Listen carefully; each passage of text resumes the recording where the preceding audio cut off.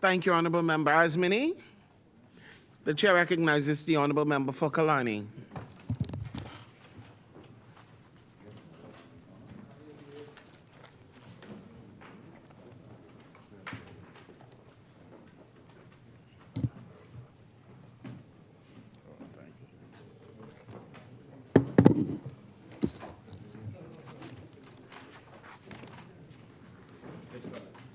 Thank you very much, Madam Speaker. Madam Speaker, I only want to advise the clerk that they can give me a warning about 6 minutes before the clock, because there's some information that I would like to speak about that I know that the Bahamian would be of vital importance to the Bahamian populace. I'll use my last 6 minutes to deal with it. But Madam Speaker, I'm going to watch that very close. Madam Speaker, I rise to make my contribution to this bill on behalf of the Killarney constituency. Let me say that the Bahamas is an archipelago. Our chain of islands run from Abaco and Grand Bahama in the north to Inagua in the south. And while most Bahamians live on New Providence, we have vibrant economies across our family islands. The challenge we faced before the creation of local government was that the central government in New Providence was solely responsible for handling all matters of governance for all of our communities. And this model, Madam Speaker, was obviously lacking in that the people in our family islands were insufficiently empowered to address their own concerns in their own communities. Our party saw the need for a local governance structure to give the people of the islands more say in matters related to their governance. And local government was introduced into the Bahamas in 1966 by the F&M government, then led by the Right Honorable Hubert Alexander Ingram. 96.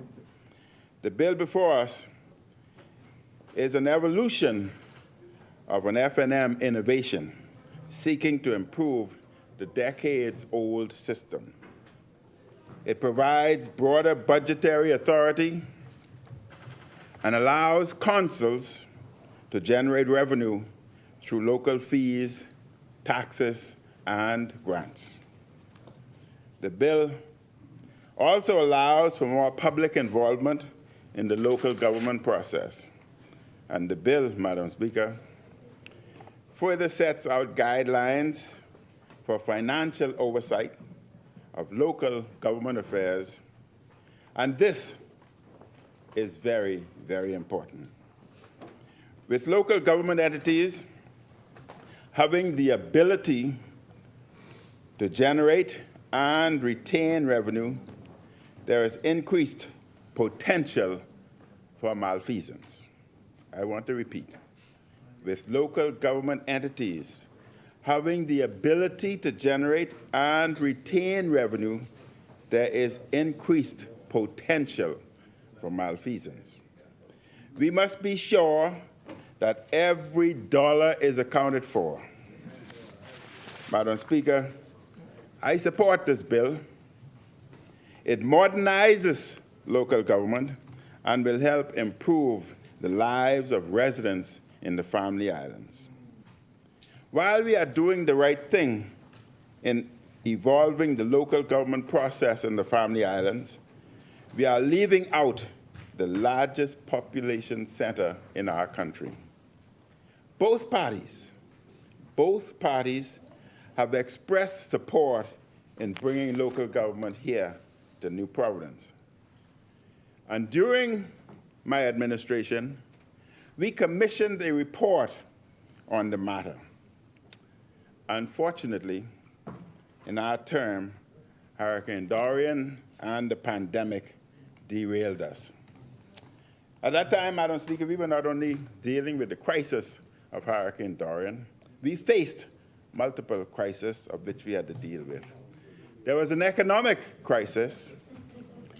There was an educational crisis. There was a mental health crisis. And, of course, there was a social crisis, all of which we had to deal with at that time.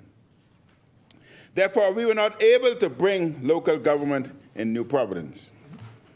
The PLP promised in its blueprint manifesto to bring it to New Providence. Yet, this bill only speaks of the Family Islands. New Providence needs local government to get many little things done. I want to speak for Killarney.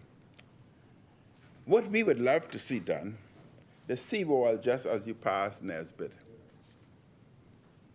Repeatedly, the road become impassable because of the sand that accumulate in the street. But yet, the ministry has moved to put sidewalks in that area.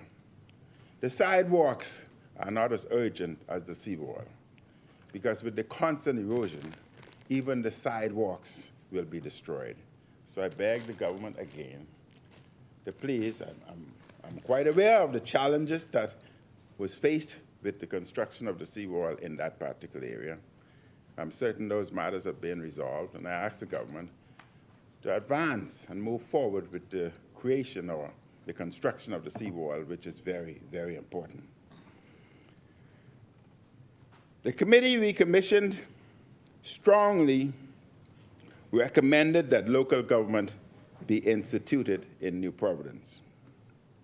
It said in its report, and I quote, "Local government in New Providence would exist to provide a level of community and island-wide coordination and cooperation by residents in addressing the numerous environmental, social, educational, economic, and infrastructural issues in the New Providence area.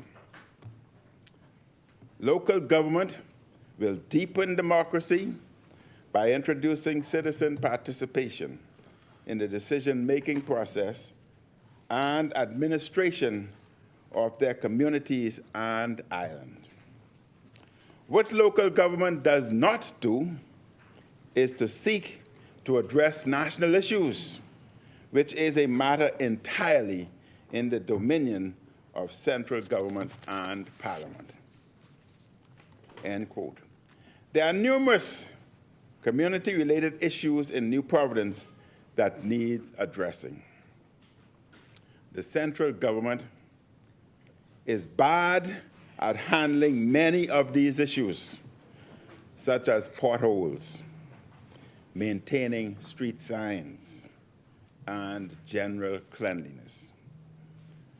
People in the community know what issues need to be addressed in their areas. The people know because they live there. They have a sense of urgency to get things done.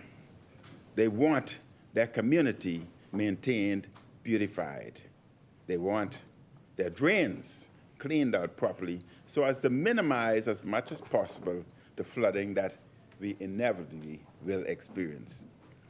These matters, Madam Speaker, involve day-to-day quality of life. Madam Speaker, just as I endorse and support this bill, I support using elements of this bill along with elements of the report on local government in New Providence to bring local government to New Providence. And Madam Speaker, before I take my seat, I must again raise questions in this place regarding the development of Bahamian men and the deployment of Bahamian men and women to Haiti by this administration. Bahamians have heard so many different stories from the New Day government that they no longer know what is going on or what the plan is. In October, Madam Speaker, at the end of my debate, I will table all the relevant documents. In October, the government announced that a 6-person team was being deployed to Haiti. The government had initially pledged 150 troops to the international effort. However, after backlash, we heard from the Commodore of the Defense Force in May that no more than 5 members of the force would be going to Haiti. But in an interview with the media on Friday, the Minister of National Security referred to other troops possibly being deployed. In a Nassau Guardian article on Monday, November 18th, 2024, titled RBDF Officers on 6-Month Deployment to Haiti, the Minister of National Security is quoted as saying, I quote, "There are, if I'm not mistaken, 4 officers deployed to Haiti." End quote. He told reporters on the sidelines of a law enforcement event. A senior rate and junior rate in the command center at the airport, that's the extent of the employment at this time. The situation in Haiti ebbs and flows. There is no intent to bring them back. The deployment time, as we discovered, isn't 4 months. It's 6 months. And so they're deployed for 6 months. The person who are to replace them have already been selected, trained. They'll have to be vetted so that they can seamlessly replace them after 6 months. Our commitment, as we have said, of the 150 personnel is a maritime security commitment. The Nassau Guardian story added, Monroe said, the government has submitted the names of other officers to be vetted by the Multinational Security Support Mission, MSSM, in Washington, D.C., adding that officials will determine at a later point when to deploy additional RBDF officers. Madam Speaker, here the minister is back to the figure of 150, and the Commodore said no more than 5 RBDF officers are going to Haiti. The question I asked, Madam Speaker, how many Defense Force officers does this administration intend to send to Haiti? Is it 5? Or is it 6? Or is it 150? Or is it some number between? The PLP administration now says it is a maritime security commitment. But what... The chair recognizes the honourable member for Freetown. Madam Speaker, I am encouraged that he is in the back stretch and he is only at 12 minutes. So I won't trouble him much. But there's a distinction with the Defense Force, there's a distinction between officers and personnel. An officer is of the rank of midshipman or above. Everyone else below is a rating, either senior, junior, or a warrant officer. That is why the specification was given that there are 4 officers, 1 senior rate, and a junior rate as an interpreter, which adds up to 6. The Commodore spoke about those persons who are in the command center in command roles. All of the pronouncements by myself has been that this is going to be a maritime engagement, and I went so far as saying I believe in this place and elsewhere that involves projecting a 60-meter offshore patrol craft that usually patrols the southern Bahamas and sometimes the waters of the Turks and Caicos Islands towards Haiti, bringing it close enough, I said, to the press to intercept vessels and not bring them to New Providence where they would have to be put in a detention center and repatriated, but return them directly to Haiti. A 60-meter offshore patrol craft is usually crewed by, I think it's 35 to 45 men, and to put a fire team on board for boarding and force protection would bring the number to about 60 persons deployed on a 60-meter offshore patrol craft in a maritime security setting for Haiti, sorry. The 6 persons in the command center have command roles. One of them has the command billet for maritime operations.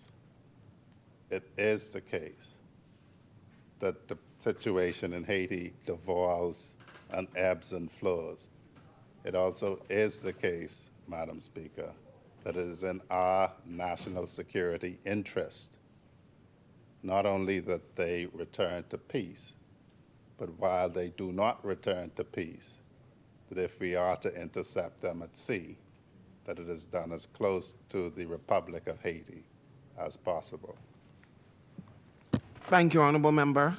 Thank you very much, Madam Speaker. I understand the member trying to clarify certain things, but as I proceed, Madam Speaker, I would put recommendation forth that for the member, and especially Prime Minister, though he's not here, I'm certain that he's listening to me. What part of that contingent will be on land and what part will be on sea? What is really going on? We keep getting conflicting information on this Haiti deployment. The Minister of National Security also had the cleanup remarks made by the Minister of Foreign Affairs on whether the officers can opt out of the mission. According to the Foreign Affairs Minister, as reported in the Tribune on Wednesday, November 13th, 2024, in an article titled, RBDF Officers in Haiti Can Opt Out. Voluntary opting out of the officers was possible. Then on Monday, November 18th, also in the Tribune article titled, quote, voluntary withdrawal does not apply to RBDF, end quote. The National Security Minister said that was not the case and only foreign services and embassy people can voluntarily withdraw. Those on deployment, allow me to just finish this. Let me just finish this.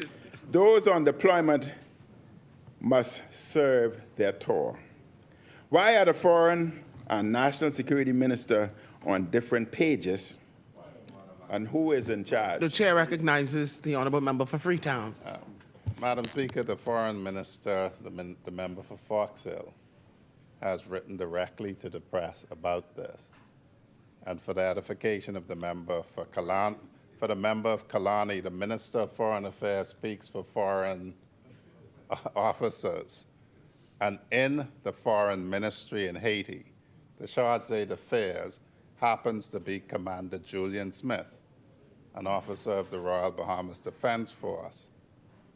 The mission also happens to have 3 Royal Bahamas Defense Force ratings attached to it. And the Foreign Minister spoke for those 4 persons who are employed with the Ministry of Foreign Affairs, but also happen to be members of the Royal Bahamas Defense Force. He spoke for members of the Foreign Service under the purview of his ministry. I spoke for persons under the purview of my ministry. There is no confusion, no misunderstanding. Absolutely. And to be quite clear with the statement previously, the 4 officers, 2 Marines at the airport are the only persons committed to be on the ground in Haiti, and they are in the secure headquarters. The other 60-odd persons likely to be deployed imminently will be at sea, offshore, not even in the littorals of Haiti. Thank you, Honourable Member. Thank you very much, Killarney. Madam Speaker. The member said, member for Foreign Minister speaks for Foreign Affairs. I thought he spoke for all. Sometimes he speaks as chairman of the party, Other times he speaks as Minister of Foreign Affairs, and the public believes sometimes he speaks as Prime Minister. We are confused. Madam Speaker, allow me to state why there's so confusion. Allow me to clarify. That's because they're following the example set by the Prime Minister. We expect, what should we expect? When their boss, the Prime Minister, is on different page on many occasions from his minister.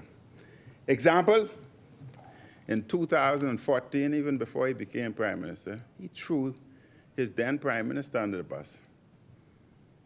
Then, in November 2022, he threw the member for Fort Charlotte under the bus. Then, in March of 2023, all the documents will be presented. In March of 2023, he threw his speechwriter under the bus. Then, in November 2022, all documents will be tabled. November 2022, he threw the member for Port Charlotte under the bus again. Then,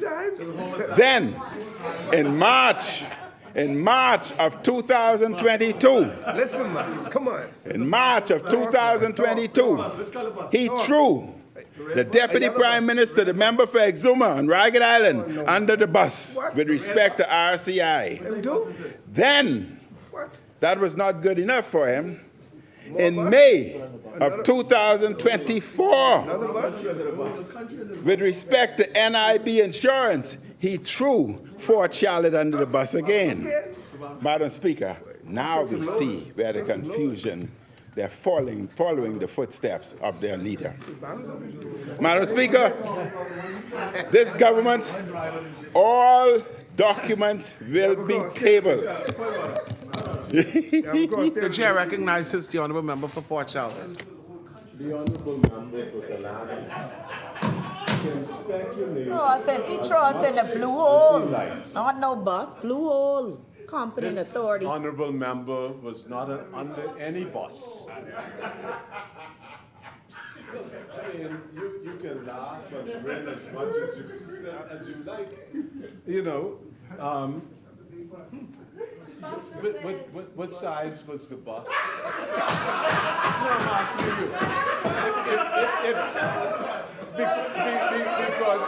Because I know of no bus. What color was the bus? You know,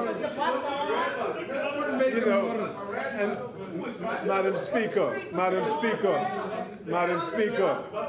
it is entertaining.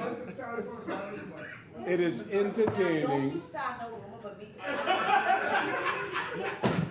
It is entertaining, but it is simply a fantasy. And that is indeed what it is.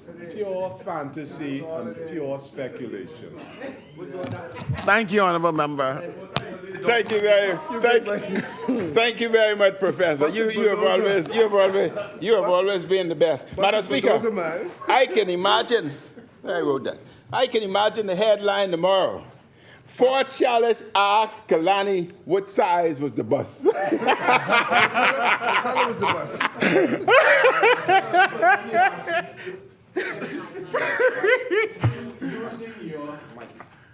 Using your fantasy. Using your fantasy. If you are stating that I am the victim of a collision, how could I be in a collision and not be aware of it? Exactly. I mean, seriously. So clearly, you cannot speak from my experience. You can speak to your fantasy, but certainly I've not been under any bus. I would love to speak to my fantasy, but not here today. You and I can talk about my fantasy off record. Madam Speaker, Madam Speaker, this government is mixed up and confused on a serious matter. These are the lives of our sons and daughters. They should not be sent to Haiti on a mission that is ill-defined, underfunded, and open-ended. Haiti right now is a very dangerous place. Gangs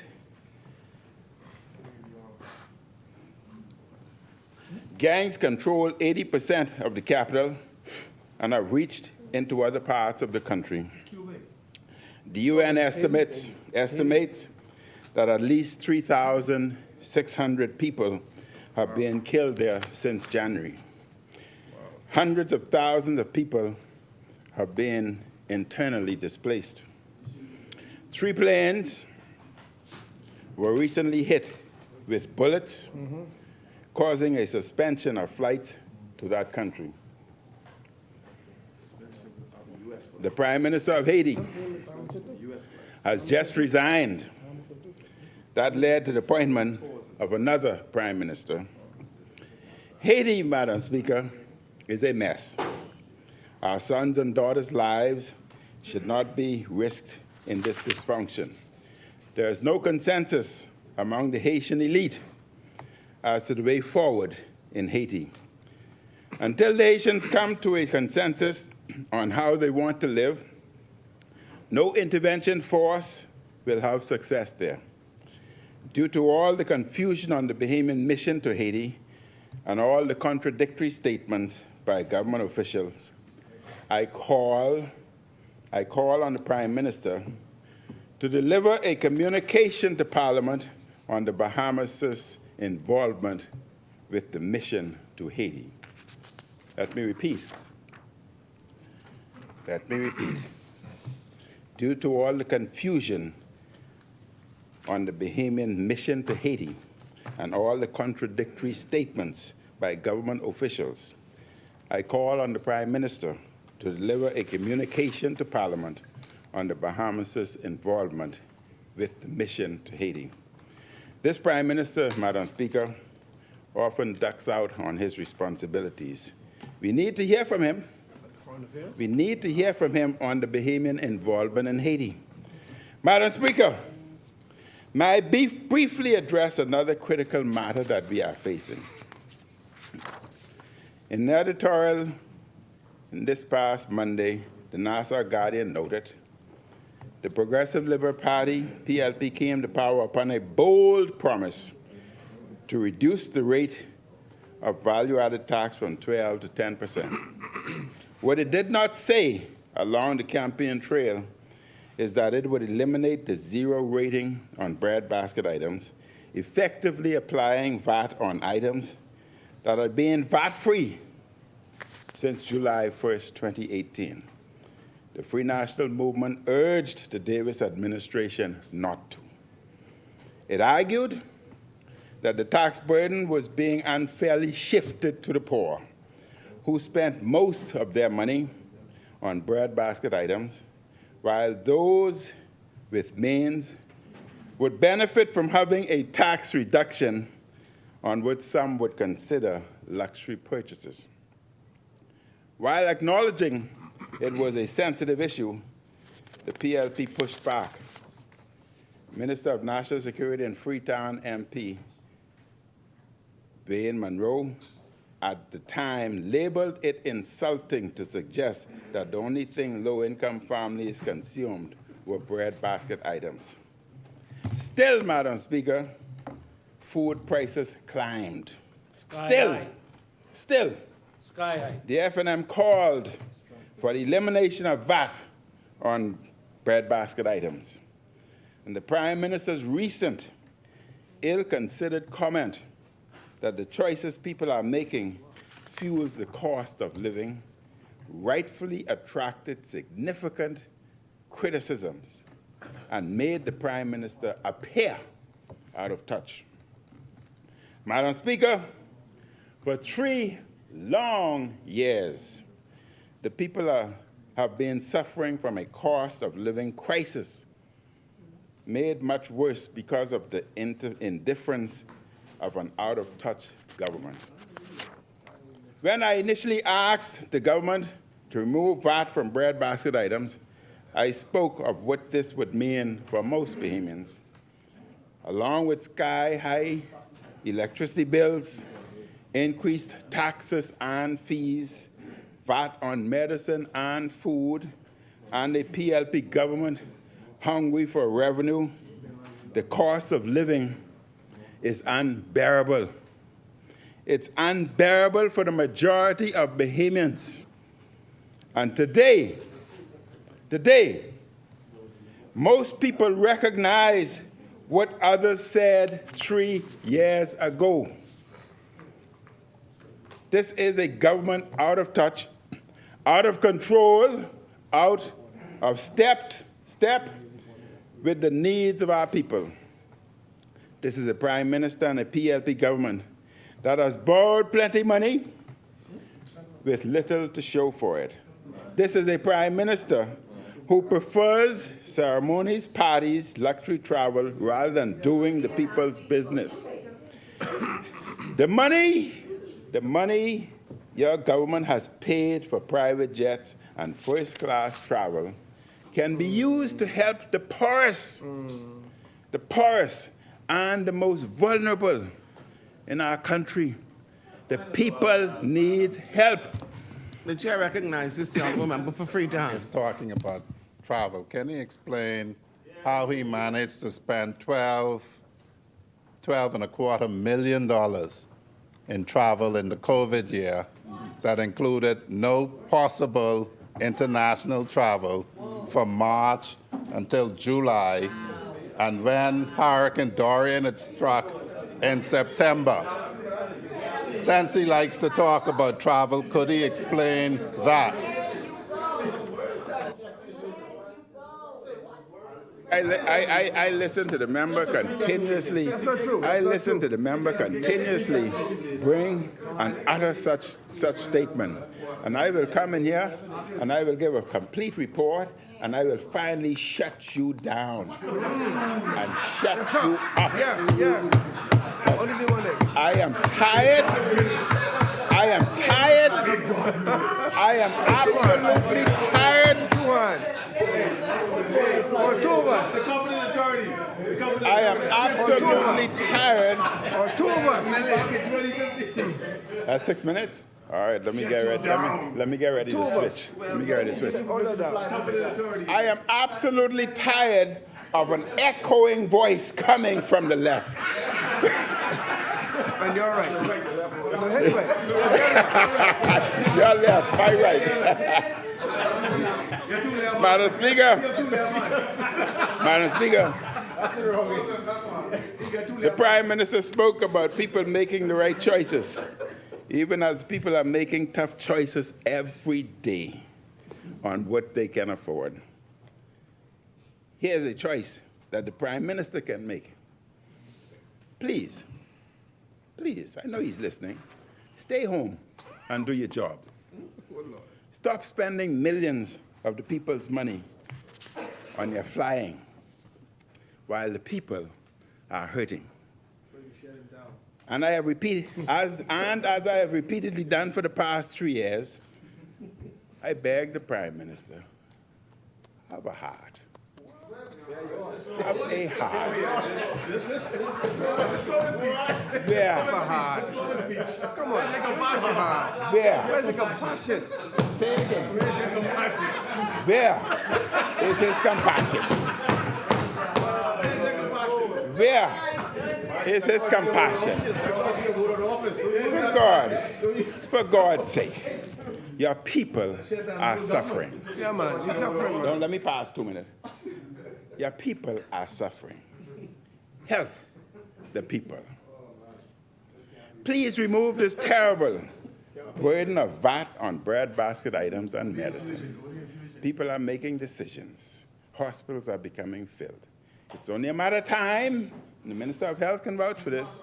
If we continue down this road, it's only a matter of time before we see malnutrition and other suffering increase.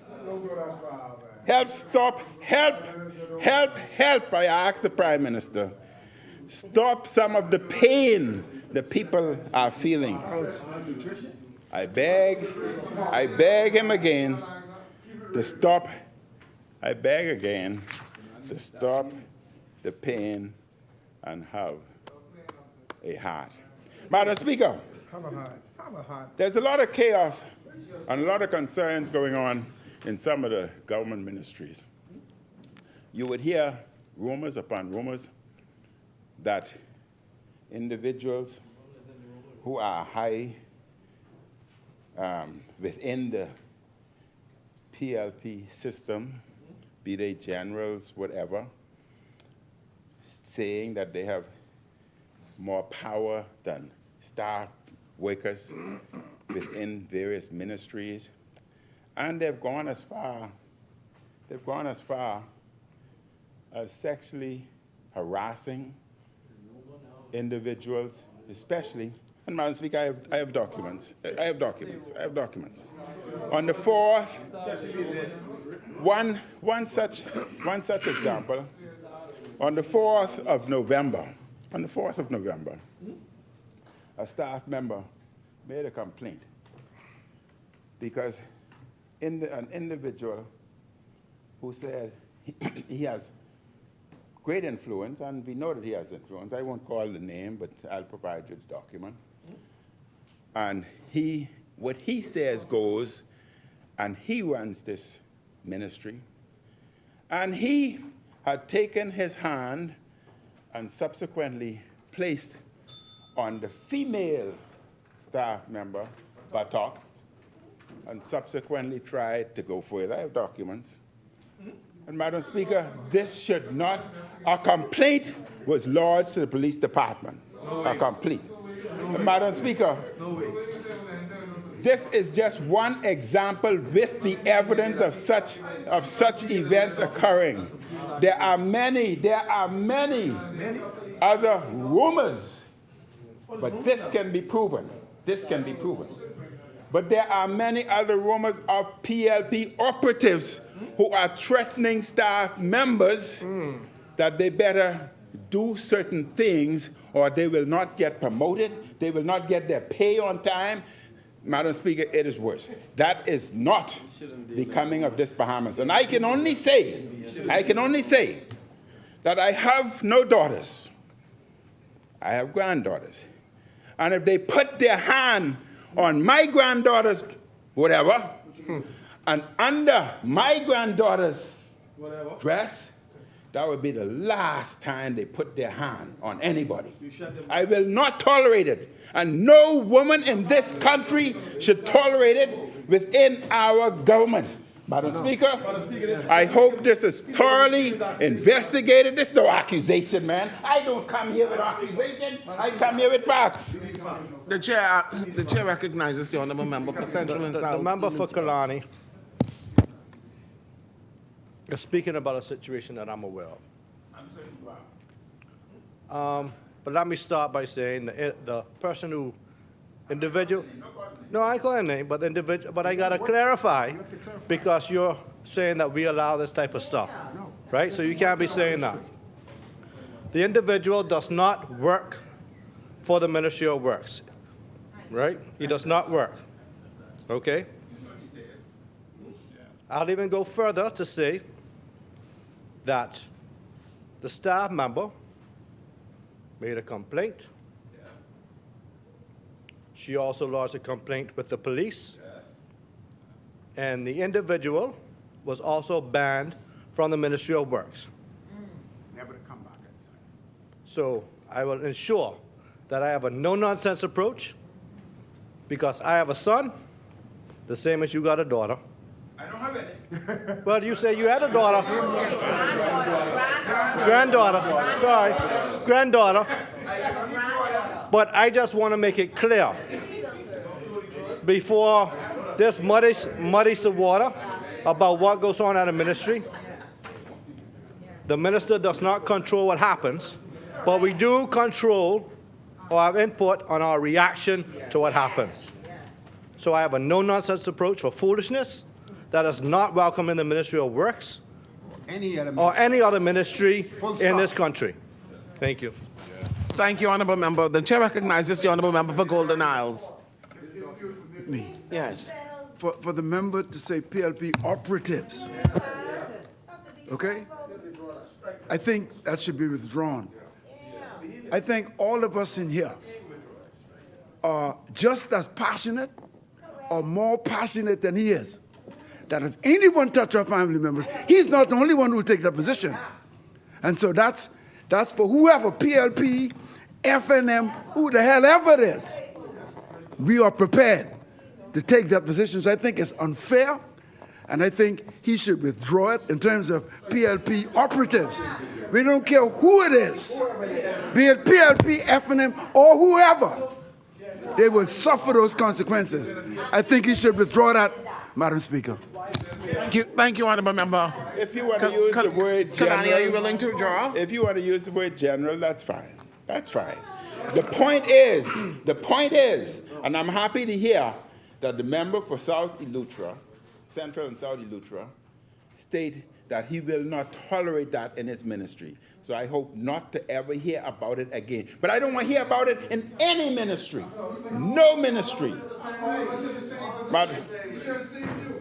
Madam Speaker, I said what I wanted to say. Madam Speaker, What did you say?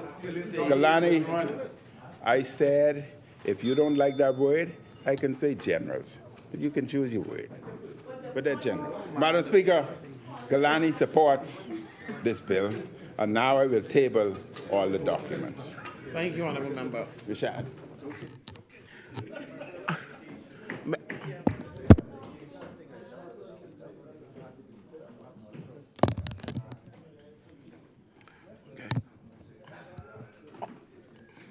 Honourable Members, I am striking PLP operatives from the record of this House